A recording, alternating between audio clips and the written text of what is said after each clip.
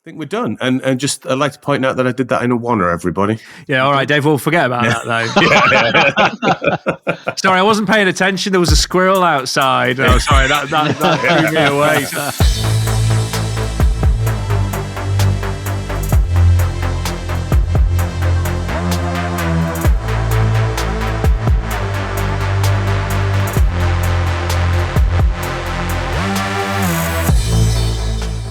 Welcome to Cloud Realities, a conversation show exploring the practical and exciting alternate realities that can be unleashed through cloud-driven transformation.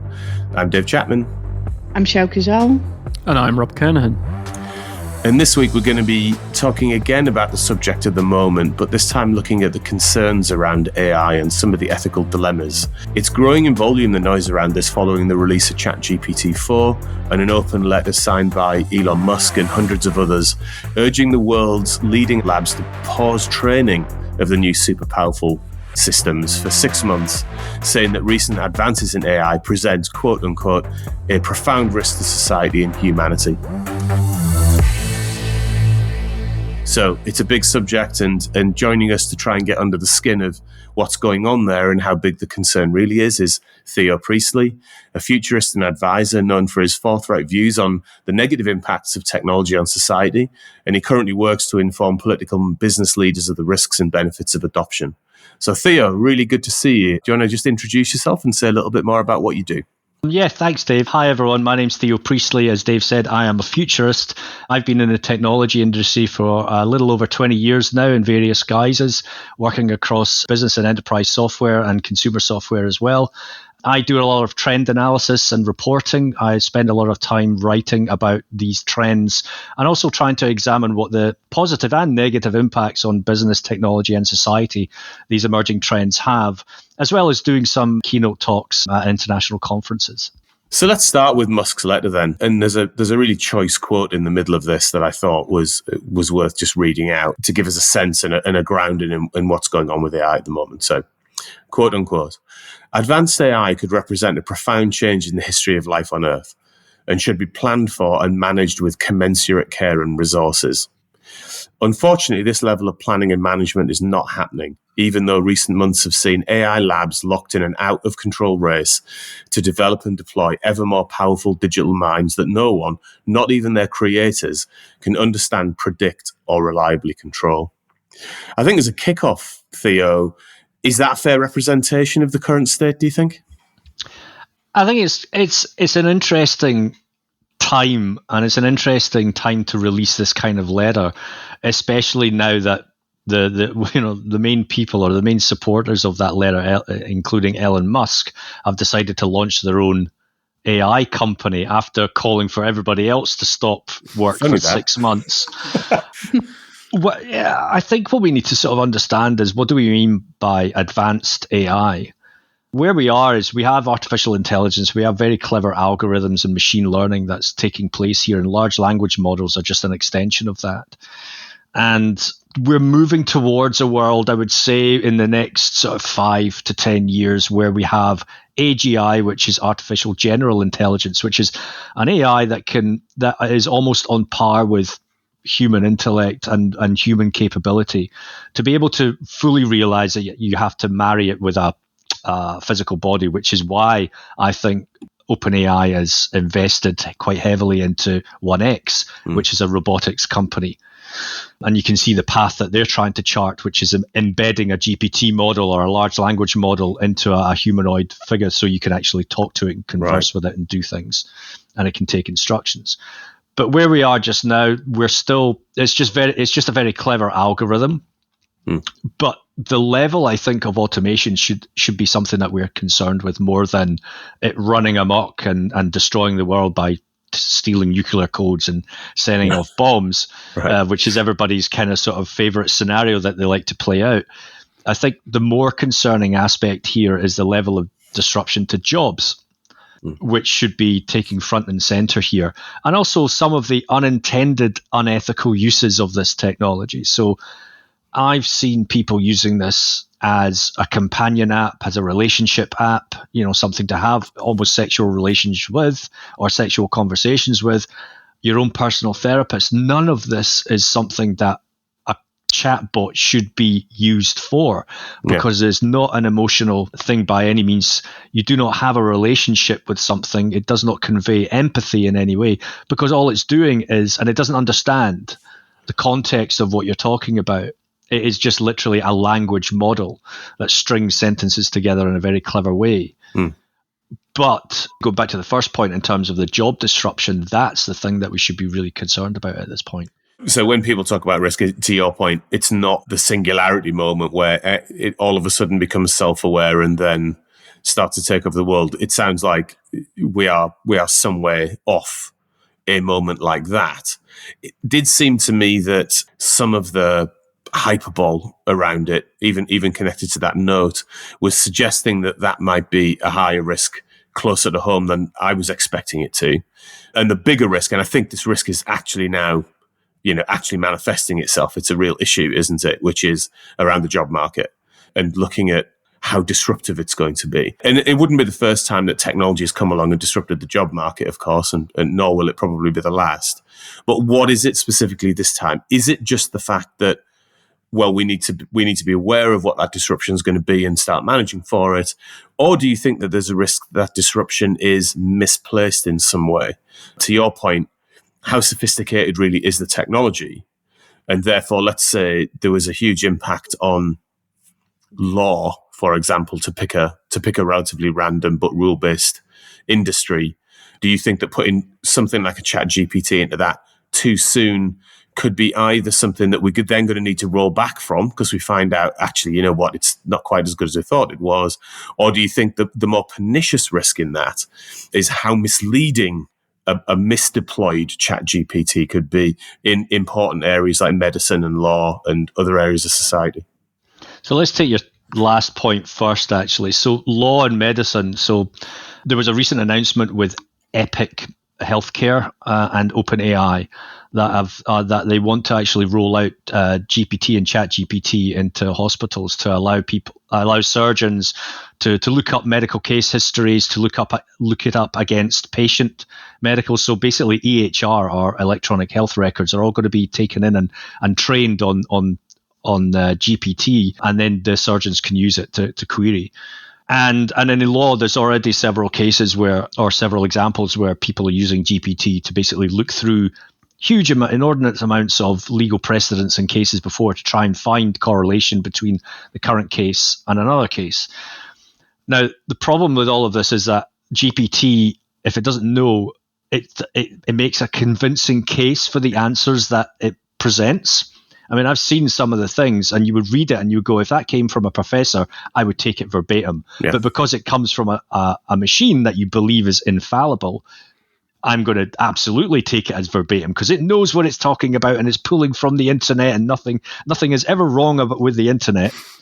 And it's already done misdiagnosis in a few examples that I've seen in healthcare and in law, and in other examples where it's basically pulling in text references.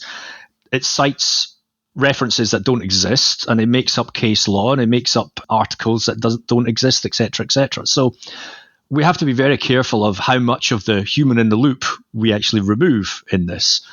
So we're not going to get to a state where we're fully automating some of this, but we are getting into a state where certain levels of jobs in these particular industries and white collar industries will be removed because of, somebody's already talking about, well, I don't need paralegals because I can basically use this to do court documentation, some basic research, answer some queries, and I'm a senior partner or a senior solicitor, and I don't need to hire someone at $30,000, $40,000, $50,000 or pounds or whatever denomination, to do it. I can just pay $20 to a chatbot and to do it for me.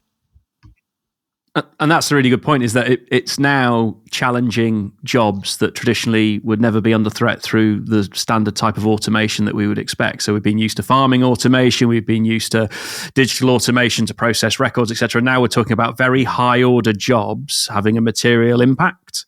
And I think that's upset quite a few that didn't think that their job would ever be under threat when they entered into the industry. And that's changed the conversation quite a bit, like the paralegal point, which is I can replace you for $20 and good luck elsewhere. There's another example that I saw where, in biotechnology where someone is essentially using PhD level candidates or PhD level people to do data labeling in biolabs as part of research. And he wrote an open sort of blog post that basically said, here's this person, she has a PhD, she does data labeling, etc., and I don't see her having a job in 6 months. Now that's someone who's spent, 5, 6, 7 years plus PhD on top, learning about biotechnology and bioengineering to have her first job on the ladder doing data labeling and data sets for research, and that's gone. And what I see, and it's interesting because I had another podcast with someone else, a friend of mine, last week, is that the job ladder, in a sense, the first few rungs are going to be completely whipped away. Yeah. But then there's actually going to be, above the ones that are left, there's going to be another set that are going to be completely whipped away, because who needs managers? What's the manager going to be looking at? Well, the manager's going to be managing what? Someone who's using an AI or a bunch of automated systems? Well, we don't need them. So there's actually going to be several rungs missing in career ladders from going forward. And a big part of your career is learning on the job. Yeah, you can come out of university and great, I got my education, but without a number of years learning, you're not as effective as you should be within industry. And how do you do that now if you're replaced by an AI? How do you get to a high order capability, which an AI can't do, and allow me to start a career path? And that becomes, that could be a big issue about getting new talent into an industry. I see two dimensions to that too. So one is absolutely the point that you guys have just made. But the second one for me is then also what happens to that industry. So let's say you roll that clock forward 30 years. You've had, kind of a number of experienced people retire from that industry. Who replaces them?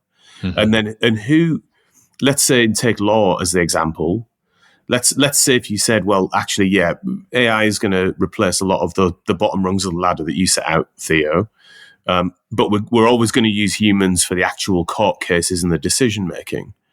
Well, that option removes itself 30 years down the road if nobody's actually, kind of in the pipeline to replace that thinking, right? Yeah.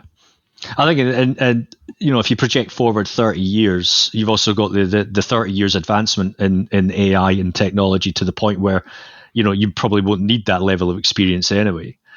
And the other thing as well is that I'm seeing, or I will see, is obviously you've got GPT as it stands just now, but you've got everybody building really cool stuff on top, like AutoGPT and Baby AGI, which are AI agents. So you can instruct GPT to go away and do something, and then it spawns almost, for want of a better word, subroutines that will go away and complete mini tasks to draw it all in to complete the big task. And it makes it more efficient, and it'll call on different types of software and stuff like that, different bits of data to an analysis to do the work, and then draw it all back to the conclusion. Well, if you take that model, Tron 3 writes itself, doesn't it? Well, yeah, but the really interesting thing, which I don't think anyone's really caught on to the fact yet, is that software vendors or enterprise software vendors are doomed. Why would I need to go and implement something as heavy and as Frankenstein solution when all I need now is a text box? There's the fundamental point, isn't it, that the interaction model paradigm completely changes. So that's more human-like. And then you get the way we process that request fundamentally changes, and you get a higher quality outcome. So the traditional transaction-based systems that we've been used to for decades, and they run global companies, absolutely, you can see the evolution away from that, because you'll get better results faster with this style of technology. Yeah, we're all going to be moving backwards to essentially databases again. And it will be the fastest, most efficient, most structured and unstructured databases with the AI front end to be able to read from it. The beautiful thing about that is that the algorithm has fundamentally replaced the algorithm. So you've got this thing about the algorithm that trains the data model that creates this outcome that we're talking about is replacing the traditional algorithms that have survived for 20, 30 years on how we process these transactions. So it's usurped itself. Are you saying it's almost Darwinian? Right? Yeah, it is. This is the next evolution of the algorithm, which has killed off its grandparents. Yeah. Going in that. I want to talk about Greg Brockman's TED Talk recently. I think it only came out this week or last week, depending on when we put this episode out. And Greg, I think in his talk, he demonstrated pulling together a number of elements of AI and automation to create some new experience. Theo, do you want to just set that out and just give us your take on that? Because I think this ties a little bit to your concern earlier in the conversation around automations as well as AI. Yeah, sure. So during his TED Talk, and it was actually fascinating because it was live, it wasn't recorded. So, I mean, the guy's got balls to be able to do this and pull it off and have the confidence kind of sort of thing. But it shows to the power of, I think, their API strategy. Because as we know, a couple of weeks ago, they said, we're basically opening up our APIs that allows everybody to hook into it, apply to use it and apply to be a company, one of, 4,000. Well, actually, no, it's one of a few, but one of them is Zapier, and Zapier has 4,000 integrations already. So it allows you to basically, hook in different software applications as part of your workflow if you're building workflow. And what he demonstrated was, I'm writing about something. I want to cook a meal. This is the meal, and it goes. I want to cook such and such. Give him instructions to cook a meal. Give him the ingredients, and remember the ingredients, which is a new thing that they're introducing, which is memory between chats. It produced a picture of the finished product, so you knew exactly what you were going to get, and your mouth would be salivating, etc. And then it recalled the ingredients and went to Shopify, I think it was, or Instacart, to basically find the ingredients, make the purchase, and get it delivered. And that all happens from the one kind of sort of text prompt in a sense. And again, that shows the power of these little agents that are doing separate things. So I want to cook a meal, which shows I want to have an intent to actually do something, and I don't have the ingredients. And if I instruct it, so it's going to go off and it's going to do those things. Now, it's really interesting because OpenAI is watching what everybody's doing with its tools and then going, well, that's quite clever, so we're going to build it natively now. Yeah. So by the power of the open source development community, they're doing all the hard work and testing everything for them, and then they're going, we'll cherry pick that, and we'll cherry pick that, and we'll put it into the next release. I suspect that's not the first time that's happened. No. Sounds like a real company. Yeah. Sorry, but the second thing is quite interesting, is that a lot of this stuff that they're doing now is what was touted way back with IoT and with Siri and Alexa and everything else, but they just didn't have the technology in place at that point. But this is a good point, because if you take the traditional bots assistants that we've had in the past, like you've just mentioned, the quality of the output you get from this new generation, I get really frustrated now and go, why can't you do better? That can over there. So they're almost like redundant. What came into our life 5 years ago is now going, well, that's rubbish. It doesn't give what I need anymore. So my expectation has been lifted much higher with seeing the quality of the results that some of these engines can create. So it's now frustrating me to say that's all legacy. Move on, get faster. In that interconnectivity that Greg demonstrated, so powerfully actually in that TED Talk, that to me feels like the sort of the second order risk. So the first order risk of what's going on at the moment is actually less about the whole singularity issue, and it's actually much more about unintentional and slightly clumsy disruption of professions in the job market. Does the second risk come from the interoperability that Greg was talking about, do you think, and the automation that's then going to be wrapped up in that? Yeah, if you look at, so we've all lived through, our various stages of what automation looks like. We've had business process automation, we had case management, we had robotic process automation, all those kind of sort of, tools that we've had before. RPA was supposed to save everybody so much time, and it ended up just being screen scraping data. Yeah. Whereas this is this makes RPA redundant. Once the next iteration, I think, in the next 5 years, the level of sophistication between being able to instruct something to do something once, and it goes away and completes the task in however manner you choose, and then it comes in, and it gives you the finished result. So it could be, go and process this invoice, negotiate with their procurement bot and get me the best discount for that piece of software, and then come back and then raise the invoice, pay the invoice, blah blah blah. you could do that all in a string, all in a sentence or a natural conversation using natural language, and it would go away and do it. And you might not even have any authorization levels, Yeah, exactly. in terms of, I can only spend $5,000 or whatever kind of sort of thing. That, like you say, that second order, that next leap going on from what we're seeing here, because it's all very consumer based. That's right. It's like, go and do my shopping for me, go and ring up the hairdresser and book me an appointment. Yeah, that's all very clever and stuff like that. I want to see what people are doing with it in the back. What is Microsoft telling everybody else, on an enterprise level, what it can do? That's the problem. And also, like any system that's invented for reasons like that, there'll be nefarious uses of it at some point as well. And I think you put that really well, which is like in the sort of, I don't know, just in that cooking a meal example, there were probably 10 or 12 different integrations going on there, maybe more, maybe a couple less, none of which were making any judgment, were bounded in any way, whether it be spend levels or much more complex ethical issues that might go on between, the execution of one of those commands. Yeah, I mean, take the shopping part, for example. I mean, I would love to know, how much work you have to put in order to get the ingredients you want, because it could arbitrarily just go to the most expensive, shop and go, I'm just going to buy that because the availability is there, and you've spent maybe double the amount that you wanted to just for a single meal. Or do you have to set a parameter and say, I only ever want to pay 10 plus minus 10% variance on average shop prices for these items, and it might have to source them from 5 different things, in which case are you paying 5 different delivery charges, and who are you buying it from, and do you have an account with it? And it's there's all this stuff that we don't know yet. And I think well, this is a really excellent point around passing authority to an automated system.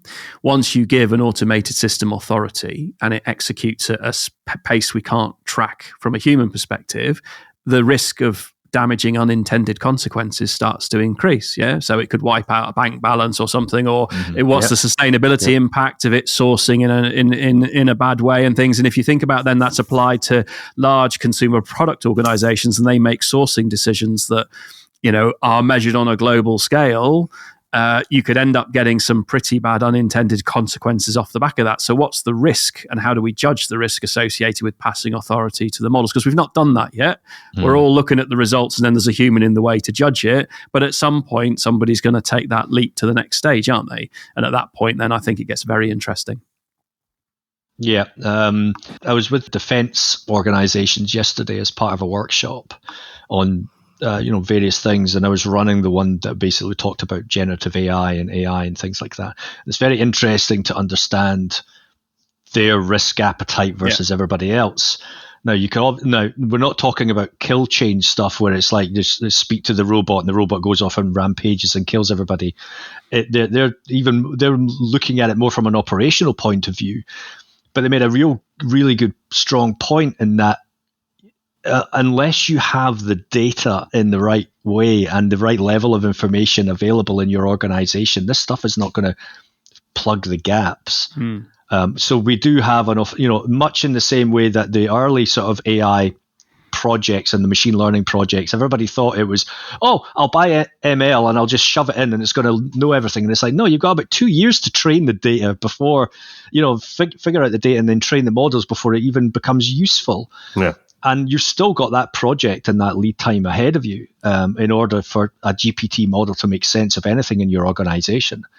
And yet, we've got Bloomberg GPT, Bloomberg has basically released their own large language model trained on their entire history of financial information. Now, that I don't know how long they've been at it for, but that to me says that the structure and the knowledge and the depth of work that they've done to make that data available means that they've done it from day one. And this is what's missing in a lot of organizations, is they've never had that discipline from day one.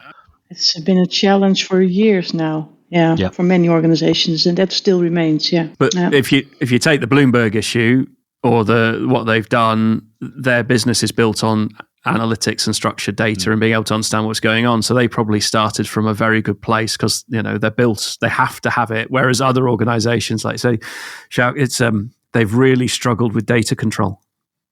Yeah, I'd love to see what a bank does with this and how badly they mess it up. Something to watch for in future.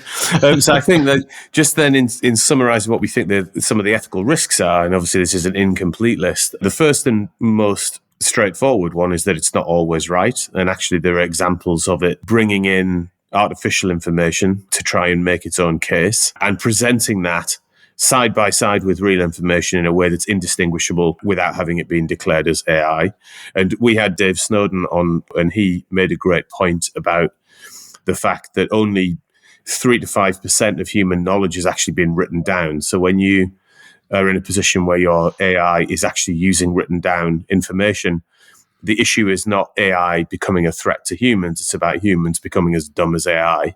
Which that was an interesting way to hold that particular risk. The second one is then in around the job market and profession disruption in a way that might kind of harm what's going on in that profession, how people move through professions and how you professionally develop yourselves. Though that being said, that's going to run alongside the development of AI. So there's going to be a lot of iterations in that space that probably needs more attention than it's getting at the moment. And then the third big point we just talked through was when you bring in increased integration, API, and automation. So you're actually setting off a series of linked events as a result of whatever command you made, like make me a bowl of tomato soup. The sort of ethics and barriers in that decision-making is not necessarily sophisticated yet. And all of that before you even get to something like AGI coming onto the playing field, I think. That being said then, what are our tips for or thoughts on better managing this? So it's quite easy for the writers of the letter to sit on the sideline and say more should be done. But sort of what does that look like? And just as we were prepping the episode, Hugh Grant, that well-known observer and commenter on the tech world, has put something out that I thought I'd bring to the show. So this is direct from Hugh. Dear tech scientists, I'm one of those people who are terrified of the advance of AI, but ultimately, if it became a problem, couldn't one just unplug it at the wall? A serious question, how can it stop? So Theo, what would be your response to Hugh? It's too late for that, Hugh. I'm sorry. That's the Rubicon we've got. This is Pandora's box. It's not a simple case of pull out the batteries or unplug and switch off. I mean, you've seen basically, people are creating their own versions now. They're grabbing data where they can. They're creating their own LLMs. They're training it. They're using open source models. You can buy Alpaca, which is the Stanford University version, for about $600. So if you've got $600, you can buy your own, host it on your own machine, and start using it. Where's the control? Where's the plug? That's a local machine. Funnily enough, the same TED had Humane's CEO Imran there. They've been working on a secretive kind of sort of AI hardware project, and it to me it's like an extension of the Star Trek communicator badge, but with a projection, so you can project images onto your hand or a surface and interact with it. Now, removing the stupid gimmick side of things, the actual idea of having your own personal communicator or your own personal assistant trained on your AI, on your data, which is the real critical point to make here. Enough people will want to use that for whatever reasons that they want, that they feel that they see fit, and it's that's a worry, because you can't switch that off, to me, because if 3 million people suddenly go, I want that, they buy it, how are you going to tell 3 million people who have spent all that money plugging all their personal information, literally their life data, to train this thing to be as effective for them as possible, to turn around and go, we're going to turn it off next week because Italy doesn't like it? Then it's you're going to have 3 million very pissed off people. Well, this is the thing, isn't it?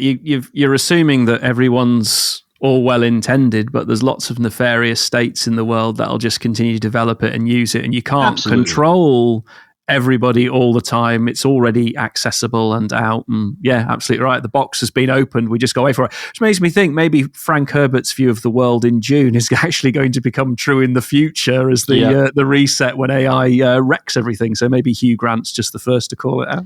I think it's interesting when people go, oh, turn it off at the wall. And it's like, well, which version are you turning off at the wall? Is it the Western version? Is it the US Silicon Valley version?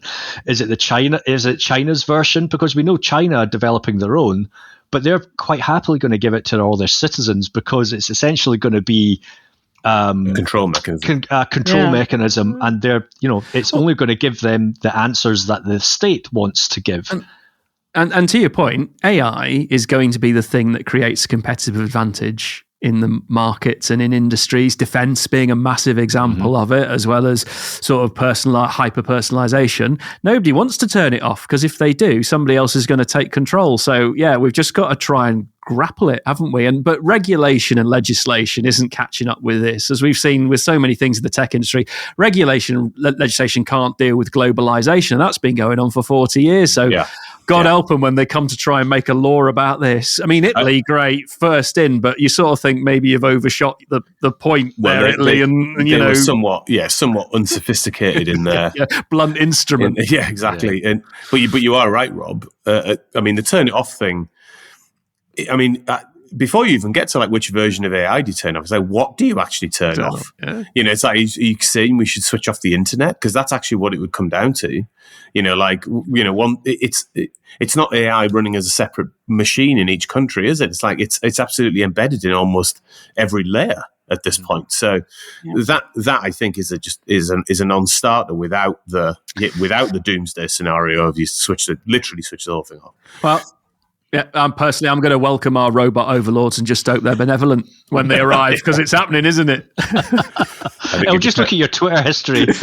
Yeah. They're going to look back on this conversation, Rob, and they're going to have you marked out right from the start. Exactly. Yeah, I'm going to be. They'll like me, but the rest of you know you're in trouble. Yeah.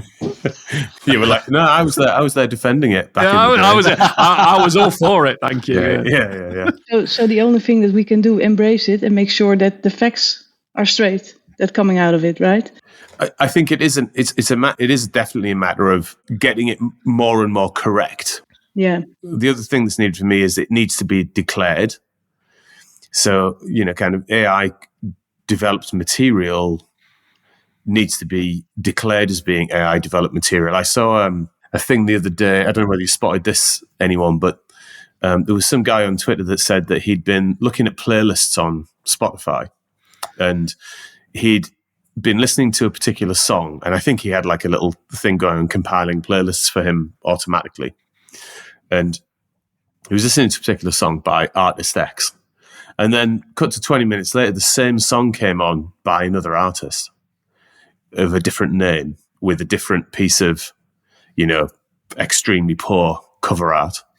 And then he then twigged this and did a bit more investigation. He said very quickly he found 10 or 12 or 13 versions of that, like the same song that had obviously been AI generated with AI generated cover art.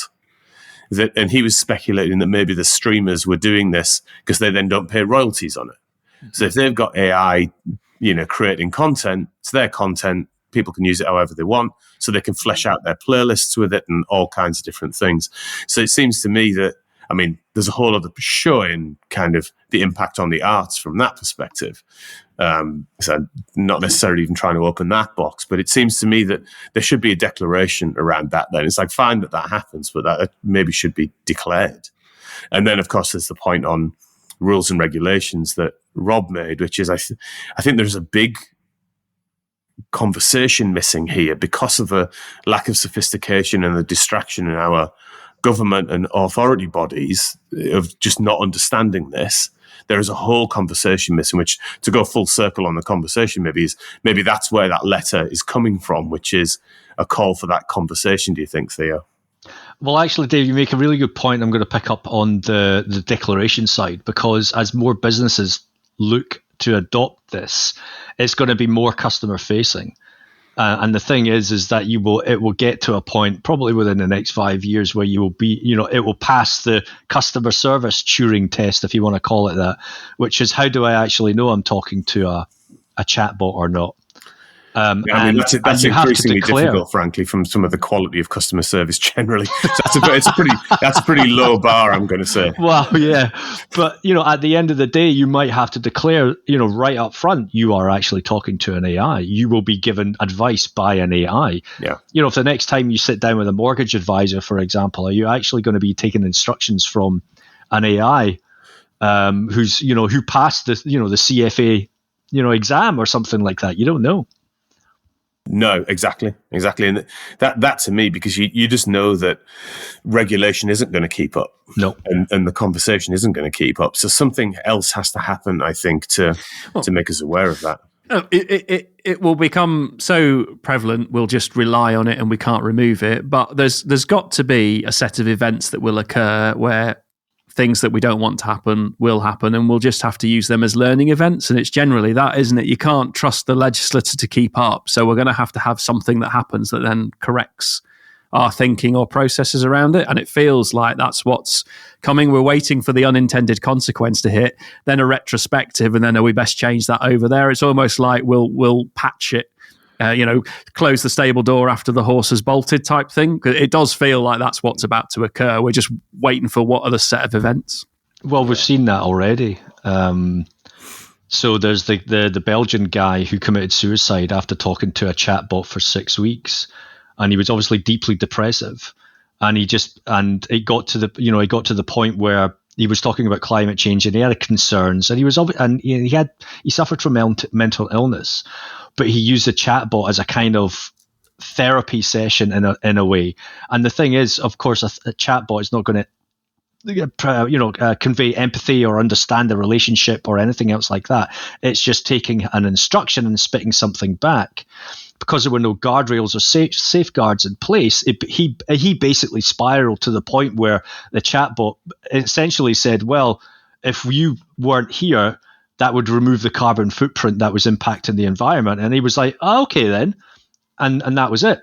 And then you've got, there was another interesting article with people who had formed relationships, deep personal and in some cases sexual relationships with a specific instance of chatbot, not ChatGPT, but another one, another large language model.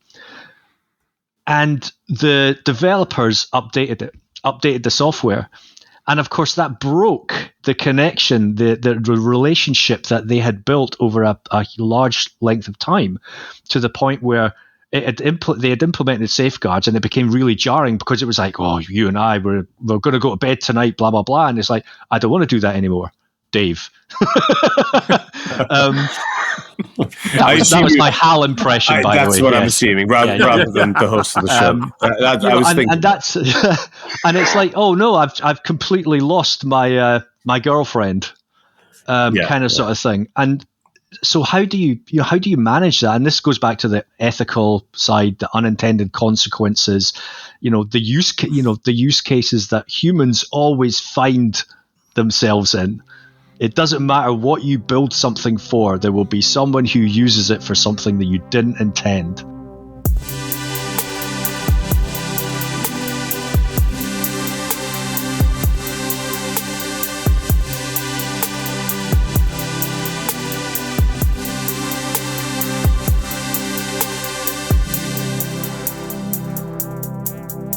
So each week I will do some research on what's trending in tech, and this week I want to focus on 3 conversations that organizations need to have about ethics and AI.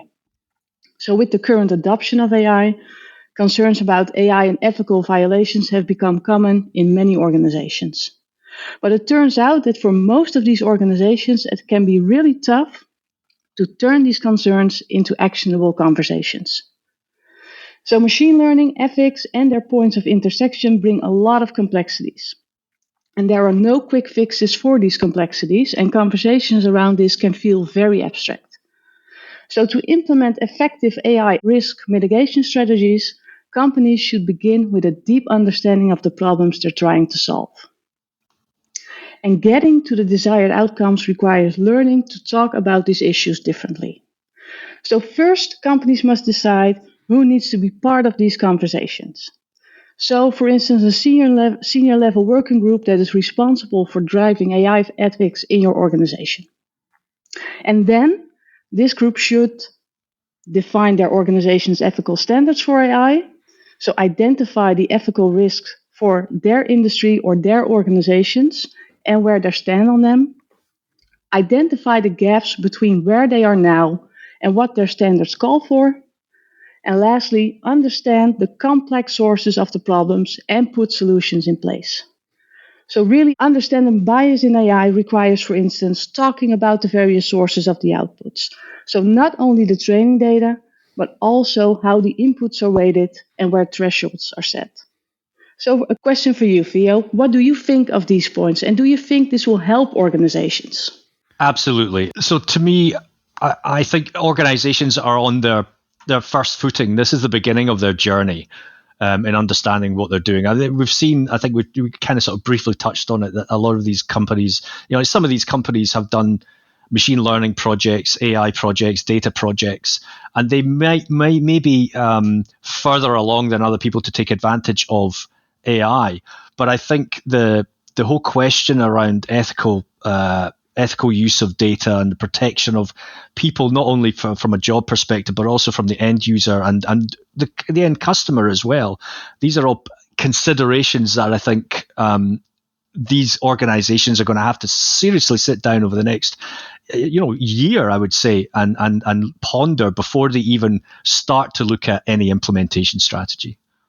Yeah, I think organizations, if they're not already, though, talking about it, are late to the game, right? Which is, I think you said, a mixed body of people talking about the implications of AI for a particular organization, looking at both the human side of it, so like HR, as well as the more sort of hard-nosed business side of it. But it feels to me that in the way that sort of broader society has let the rabbit out of the hat, you don't necessarily need to do that for your organization, and you can at least try and control it from a business risk perspective, perhaps. I think it's just important that, like your report, but also just in general, I think businesses are really champing at the bit to sort of understand how they can get into this. Yeah. But they have to just take a step back. There's room for experimentation, but I think there's also room to understand just the limitations as well. But I think over the next sort of 5 years, we're going to see who's adopting it, who's not, and you'll probably see the gap in terms of, that is going to be wider than it has ever been. If someone says, "Oh, I use Pega and you don't," that's almost going to feel like, minuscule compared to I'm using an LL, a large language model and you're not. That gulf is going to be like this, I think.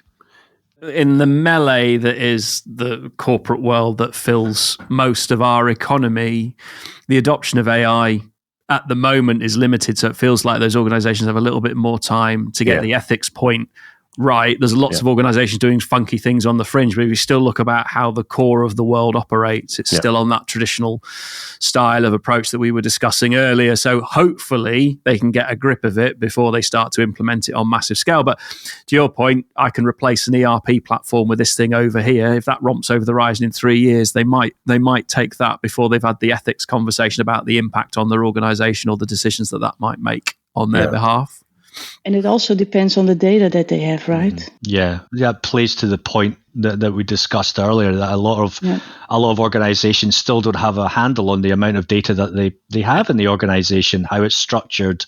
And actually you made a really good point earlier as well about tacit versus explicit knowledge. So explicit knowledge is obviously being recorded as data, but how much tacit knowledge in the organization exists that is not touched by data or cannot be touched by AI. Yeah. And that could be a saving grace for a lot of jobs, to be honest, because how do you capture someone with 10, 15, 20 years worth of experience that knows the business, knows the customer base, that an AI doesn't have? That's the funny thing, because all those business developed apps that we've always wanted to get rid of because they sat in Excel spreadsheets on file shares are actually going to be the savior of the employee in the end, isn't it? So it's actually all those little apps that carry all the risk that nobody actually wants are actually going to be the ones to save the jobs. Can you imagine how powerful AI would be though when it realizes that and it goes around and gathers them all up?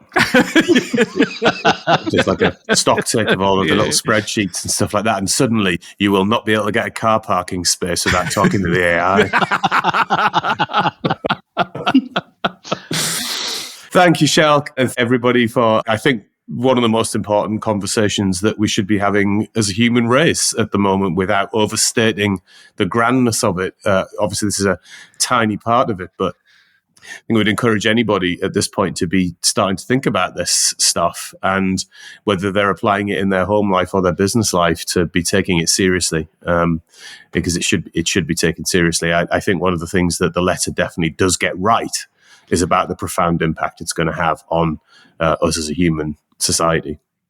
So Theo, great to see you again, and we end every episode of the show by asking people what they're excited about doing next, which could be, thank God it's Friday, roll on 5:30, all the way through to something exciting you're doing in your business life. So, Theo, what are you up to next? So I've been stuck indoors, actually, tending to an ill child for 5 days. So I'm actually looking forward to getting out and watching Evil Dead Rise, which is completely random. I'm probably watching the finale of Picard maybe 2 or 3 times more, I think. I'm going to watch that tonight. I'm actually looking forward to that quite a bit. And Evil Dead Rise as well. I listened to a podcast the other day called The Big Picture, which is a really, really good movie podcast. And they really liked Evil Dead Rise. It seems to be getting well liked, doesn't it? Cool. Oh, good stuff. Yeah, good. Well, Good enjoy, man. Enjoy. Thank you. So a huge thanks to our guest this week. Theo, thank you so much for being on the show. To our sound and editing wizard Ben, and of course to all of our listeners. We're on LinkedIn and Twitter, Dave Chapman, Rob Kernahan, and Sjoukje Zaal. Feel free to follow or connect with us and let us know if you have any ideas for the show. And of course, if you haven't already done that, rate and subscribe to our podcast. See you in another reality next week.